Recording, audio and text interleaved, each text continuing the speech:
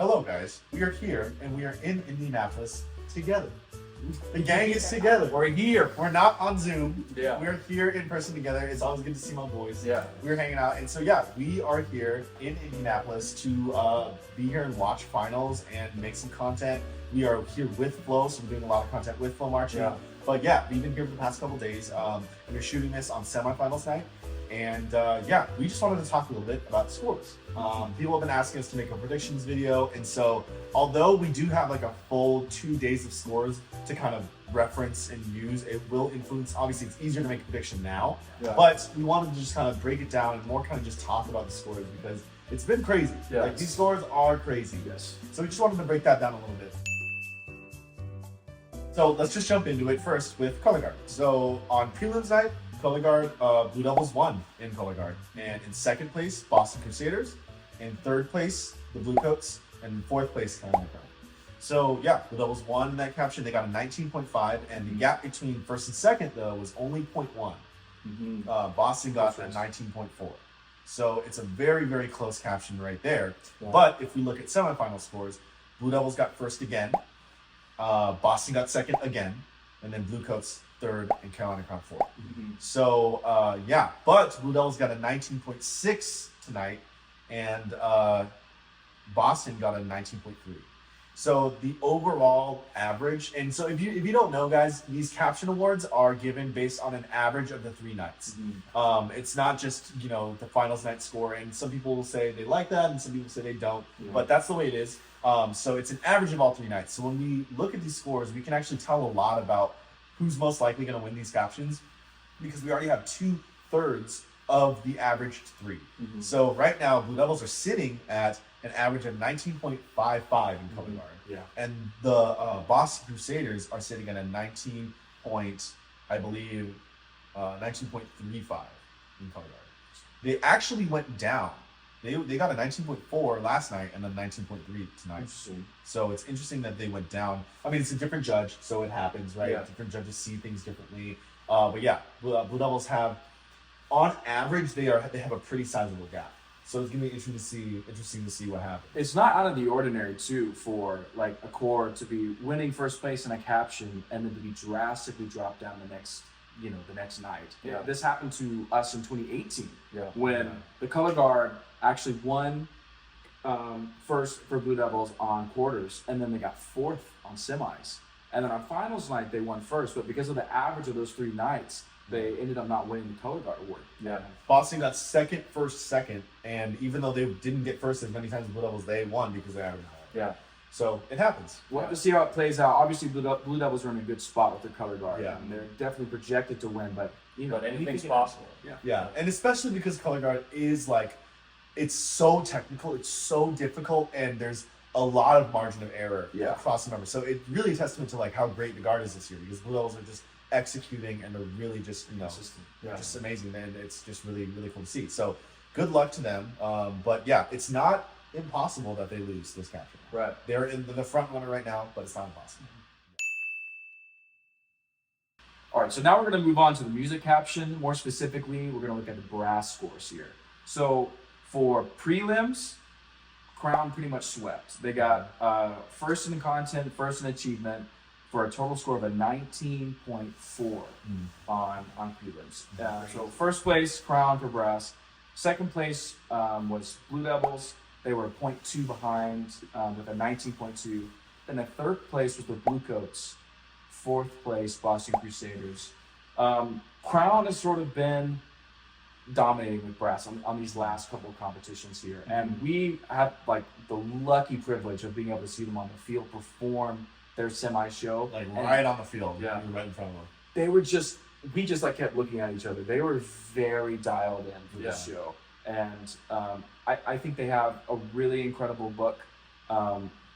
But not only that, it's like they're marching so incredibly well this year. They really are. They move super well. They move really well. And that only just helps the brass book translate. Like, they're probably the most still sounding drum corps this year. Sure. And on top of that, they always are. They always are the most still sounding. And what do you mean by still sounding? Like, there's when you hear like a lot of feet in the sound, or like chords that are just slightly moving out of like tune with one another, like Carolina Crown is when they're moving, Yeah. the chords are so locked still. Yeah. There's no dips in the sound. It's perfectly in tune. And on top of that, they have like simultaneous demand with their visual package. Yeah. And that's why they're getting so much credit right now, because they're just dominating their book. Looking at the semi scores for brass, we're already seeing some movement here. Crown still swept with winning content and achievement, and they got a 19.8. So they're kind of looking at a trajectory of maybe even getting a perfect score on brass. Yeah, which is, 19.8 is crazy on semifinals. that is really, really a great achievement. Yeah. But so Blue Devils got second normally on prelims. but for semis they got fourth. So that's Big movement jump. there. Yeah. Boston Crusaders actually got second on brass with the score of 19.6, which is also a really phenomenal score. But it's tight. The Bluecoats got a 19.5, got third. And that's crazy because Boston got fourth the night before and flipped with the Blue Devils. Yeah, I think that's a testament mostly to just the judges hearing different things, right? Because you have to understand the brass judges, he's on the field, he's roaming, moving around, sampling members and like small groups. And so, that score can change. Yeah. And that's a testament to, again, everyone on the field in that brass section. Every member of the brass section has to be dialed in and knocking it down out of the park. Yeah. Because that's what really counts for the brass score. Yeah. Yeah. And that's another reason why it's average of the 3 nights. That's why it makes sense, because as the judges get to sample different parts of the show, it all comes together by the end. The scores make more sense. So. Last thing I want to say about this brass is that we were in the horn line circle. We got the chance to actually be inside the circle for their tuning sequence, and that we'll have a video out about that later. But one thing that Matt Harloff said at the end of their warm up is that he brought the brass and he said, Quarters. "Oh yeah, on prelims. This is yesterday, but he said you guys have to go and take it. You have to take it tonight." And you throw down, and you leave no doubt, you freaking take it tonight. Tonight, it's over. It's over tonight. And they did. They went in and they took it. But he was like saying, you have to do this now. If you want to win brass, you have to do it tonight. And I think that was really, that's a great way to kind of just get yourself in the mindset of like, we got to show up now. There's no waiting. Yeah. No playing it safe. No waiting. They did that. Carolina did that. So, kudos to them, and I hope they have a great show tomorrow, too. I'm excited. I'm not here sitting and hoping that Blue Devils win. I think the best core should win, and I think that when it comes to brass, Carolina Crown is winning right now. Absolutely. So, yeah. All right, now let's move on to percussion, and this one has actually been pretty cool to see because the Cavaliers have been undefeated. I think they've been literally undefeated. Not only just the percussion score, but the content and the achievement. Yeah. One's across the board. Crazy. The entire season, which is amazing. Yes. It's so cool to see because they are. I think overall their placement is around 8th place. It's like 8th place right now. So you have to realize that these judges have to watch Cavaliers and then watch 7 groups after. 2 hours more worth of show, and then still remember, I think Cavaliers, the group I saw 2 hours ago, they were better. Still the best. Yeah. So that's really a testament to how great they are this year. The drum line and the pit, right? So Cavaliers in prelims, first across the board, just like we said, and in semis, first across the board.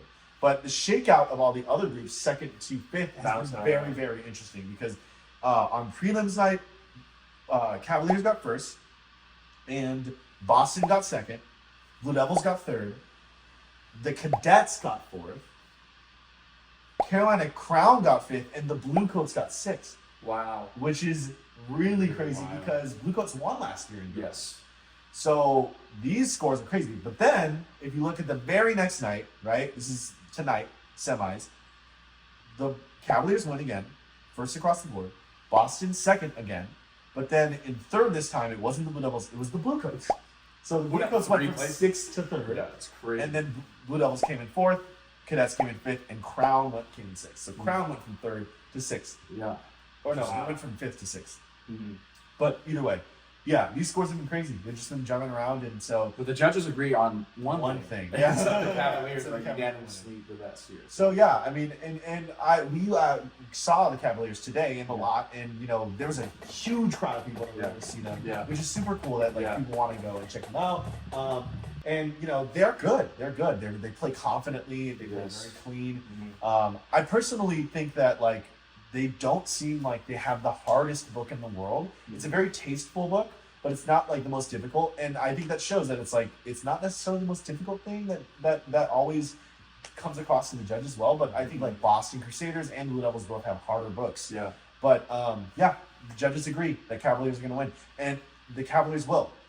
Unless they really just have a major blow up, just like for Crown and Brass, unless Cavaliers have a major blow up, there's no way they're losing this. There's no way. There's just no way. Yeah. It's just decided. Yeah. Let's move on to the John Brazali Visual Award. And just so you guys know, if you don't know, the Visual Award is awarded to the best, highest average in just the visual proficiency score. So it's not a measurement of visual analysis and color guard. It's an analysis of just visual proficiency, which does include color guard. Visual proficiency is just like the adjudication of the execution of the visual package, the content and demand of the visual package, including the color guard and the equipment. But if we look at visual proficiency here, Blue Devils first across the board on prelims, and in first across the board in semis. So yeah, they've kind of had a really dominant 2 nights here. And what's crazy is that on both prelims and semis, they got 19.8. Mm-hmm. So the average insanely, is 19.8. the average is 19.8. Insanely high average. Yes. They could potentially get a 20, a perfect 20 Oh. tomorrow. So yeah, Blue Devils have a really strong lead. If we look at the breakdown, in second we have on prelims in second we have Boston Crusaders. Blue Coats was in third, Carolina Crown was in fourth, and then the next night in semis tonight we have Boston Crusaders in second again, Carolina Crown in third, and Blue Coats in fourth. So a little bit of flipping, Yeah. but it's interesting too because we watched Carolina Crown and they are moving exceptionally well. Yes. So I imagine that they have a higher visual proficiency score, Yeah. but Boston Crusaders have won both those nights. Second place they've gotten in both of those nights. Wow. But yeah, again, here's another caption where there is a very clear domination in the caption, and it looks like, unless they really screw it up, Blue Devils are going to win visual proficiency. Yeah. Mm-hmm. All right, let's just move on to the last caption, which is general effect. Obviously, this is a huge one, and as you may have guessed, the Blue Devils have won both nights. In prelims night, they were first, Carolina Crown was in second, Blue Coats was in third, and Boston was in fourth. Mm-hmm. In semis, Blue Devils were in first, Blue Coats were in second, so they moved up one, Carolina Crown moved down to third, and then Boston was in fourth. Yeah. So this caption has been interesting because there's 4 judges in general effect. So there's a bigger range of adjudication. Yeah. It's not just one person that's giving the score, it's 4. Yeah. And so Blue Devils have gotten first, but on prelims night, there were 2 judges that gave them second. Yeah. And those 2 judges gave first place to 2 different cores. Carolina Crown was one of them, and Blue Coats was another one. So yeah, general effect again, it's there, a lot of judges see different things. A lot of judges have different perspectives and approaches to the activity. So you're going to get different results. However, on tonight at semis, it was basically entirely ones across the board in general effect for the Blue Devils, except for one sub caption. They got second, but first across the board. So that's a pretty huge domination, and also that contributes a lot to the overall score. Which, let's talk about the overall score. All right. So Blue Devils on prelims night, they won. Obviously, they got first, continuing their undefeated season, and the gap between first and second was 0.7, just over 0.7. Blue Devils got a 97.688, and Carolina Crown came in second with a 96.975. So the gap was 0.7, which that's a big gap. Yeah, that's a big For boy. this late in the season. Yeah. We're in the last 3 shows of the year, and 0.7 is really big. It may not seem, because there's been such big point spreads between first and second all season and last season, Yeah. that 0.7 may seem not that big, but it is. It really is big. Yes. It's kind of crazy. I remember when we marched in 2019, the gap between on prelims, the gap between first and second was really small. Yeah. And that was an indicator that hey, there could be some flipping, and we did in some ways in Yeah. so it's interesting that was the gap tonight. But then, that was the gap last night. Tonight, the gap spread even more because the Blue Devils got a 98.275. Wow. And second place, not Crown, but Blue Coats got second Blue place Coats popped tonight, up on top. and they got a 96.98, making the gap 1.3. Yeah. So that's a huge, huge gap. Yeah. And like, I get it. Some of you guys are really tired of seeing this, and you probably are like, what's the point of watching when Blue Devils are so dominant with 1.3 lead? Like, how could they possibly lose? And you know what? To be honest, I don't think they're going to lose. I think they're going to win. But like, look, the shows are awesome. Yeah. Like, we had such a good time watching this, and like, if you're watching Drum Corps to watch to like for the scores, if that's what you're like, if that's the main thing, You're that missing draws out. you, yeah, you're missing out on just the absolute art and Yeah. entertainment of all these groups. That's We not were the on point the of it. field. Yeah, we were on the field watching these groups, and they've been outstanding all Yeah. across the board.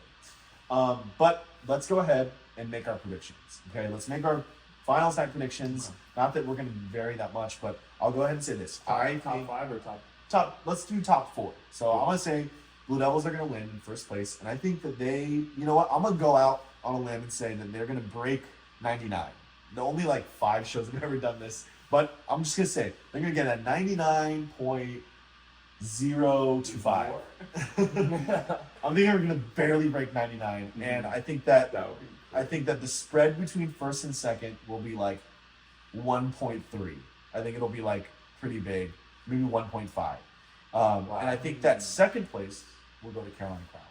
Even though Blue Coats got second place tonight, I think Carolina Crown has been doing very well, and I just believe that they can have a stellar show tomorrow and knock it out of the park and get second. So I think Blue Devils first with a 99.025. Second, less like 1.3, 1.5 goes to Carolina Crown, then Blue Coats, then Boston. That's my prediction. I agree with most of that. I think for me, I don't know if Blue Devils are gonna break 99. I'm gonna keep them more at like a safe high 98, like 98 point. I'll do 875. That seems comfy for me. That seems more realistic to me. It's definitely more realistic. I also think Crown's gonna take second again. Blue Coat's show is incredible, but that is a complicated show, and with high risk, there's high reward. But it's really going to depend whether or not Blue Coats can execute that, like, and navigate that difficult portion of their shows, and really just it has to be spotless for them to get that credit. And I think obviously they did get credit for their show. I mean, they beat Crown, but Crown to me feels more secure. They just feel more confident to me, and just more like. I feel like they have a better performance in them as well, and that they're going to take back that second place. So yeah, I'll put Blue Coats at third there, and then Boston following them as well.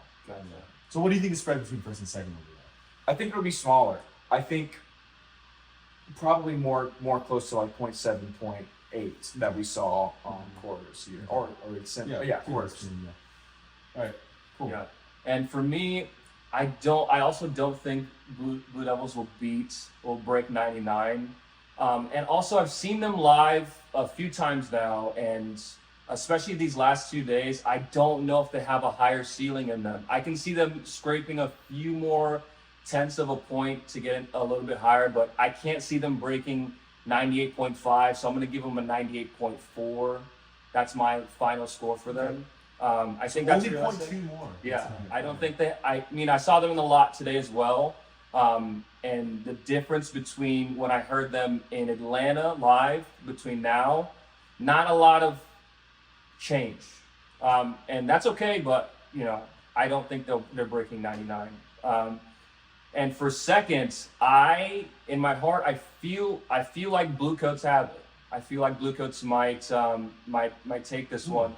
Because I know that their show is really, really complicated from a timing standpoint, rhythmic alignment, and I know these 3 nights for them, just knowing them personally, it's all about the ensemble timing and the sound inside the dome. It's really hard to dial in, and I know that they're spending this time to clear that up.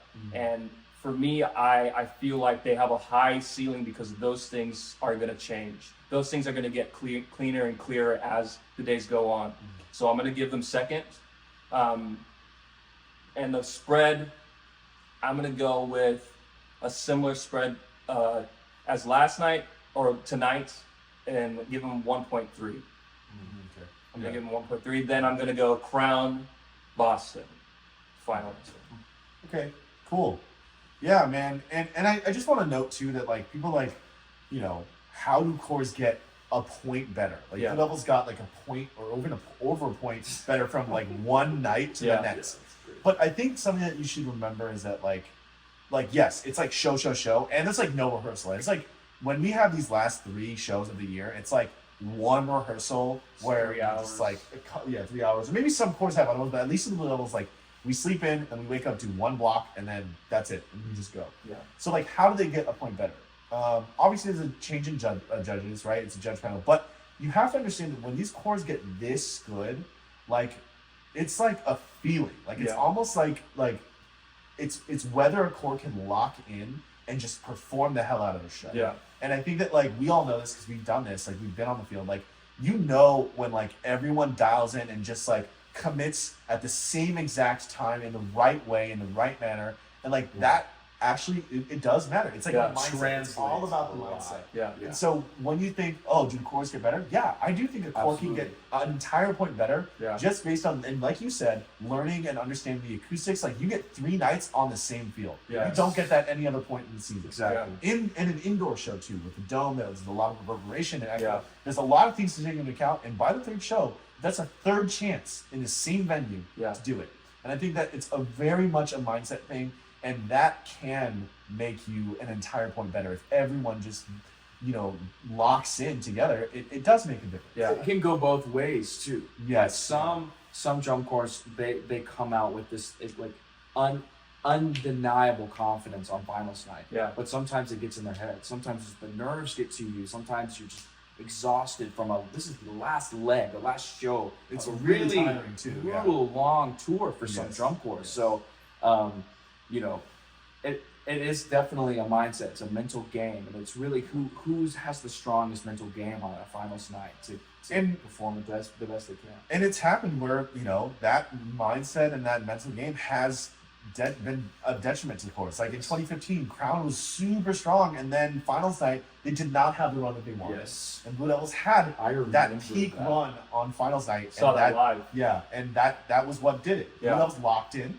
Carolina Crown fell out of line. Yeah. So that it happens sometimes, guys, and these scores do change night to night because of that. But you know, we'll just have to wait and see. Yeah. But yeah, I mean, again, I hope you guys can really enjoy these shows because no matter what the scores are, like these are so awesome. They're magic.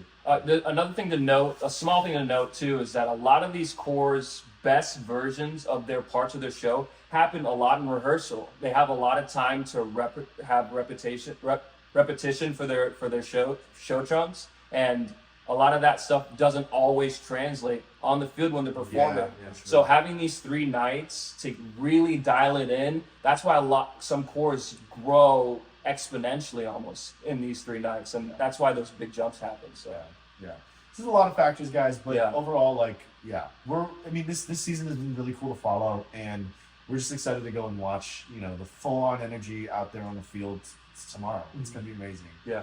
But yeah, guys, I mean, we're gonna put this out. It's gonna be finals day when you guys see this, but yeah, let us know what you think in the comments. Who is gonna win and what your thoughts are on these scores. But yeah, anyways, I also want to give a shout out to Noe Gomez. Noe Noe Gomez. Gomez Productions. Check it out. He is a drill writer, an incredible guy. He's also on the design staff at Phantom Regiment, and they've been doing really well. You got to watch out for Phantom because they got 5th in a lot of captions already. Yeah. Like in in visual captions. captions, in the visual captions specifically. So they might, you know, something might happen with them. Anyways, Noe Gomez Productions, he is part of the reason why we're here. He helped get us out here, and he is an amazing guy and a super talented guy. So if you're, if you are a band director or if you are a high school, just if you need a drill writer, go ahead and check out Noe Gomez because he is amazing. Yeah. I teach with him in Arcadia High School in California, and he's just a really, really smart guy. So anyways, shout out to Noe. Thank you so much for everything you do. And more content coming soon. A lot more content coming soon. So just stay tuned. Yeah. Yeah. Well, thanks for watching, guys. Thank you guys. See you See next you. one.